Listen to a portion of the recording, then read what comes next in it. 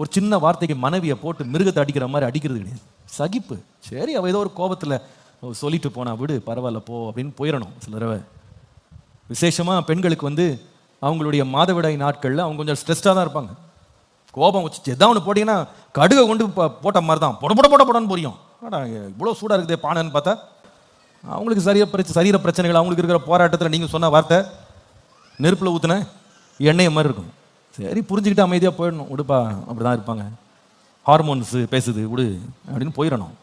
அந்த நேரத்தில் இப்படி கூட பேச உனக்கு தெரியுமா, நான் வர்றான் பாருன்னு எழும்பக்கூடாது. விடுப்பா, அதை போடும், ஏதோ பேசிட்டு போகிறாங்க விடு, போயிடணும், அமைதியாக போயிடணும். கணவன் வந்து ஏதோ ஒரு வேலையில் ரொம்ப டென்ஷனாக வந்திருப்பார். அங்கே பேர் என்ன மேனேஜர்கிட்ட திட்டு வாங்கிட்டு வாய் பேச முடியாமல் வந்து உட்காந்துருப்பார். அவருக்கு வழியில் எவனா மாட்டினானா அவன் மண்டை பிளந்துடும். அந்த மாதிரி கோபத்தில் இருப்பார். நீங்கள் நடுவில் போயிட்டு ஏதாவது சொல்ல போய் அவர் பொறின்னு பொறிவார்.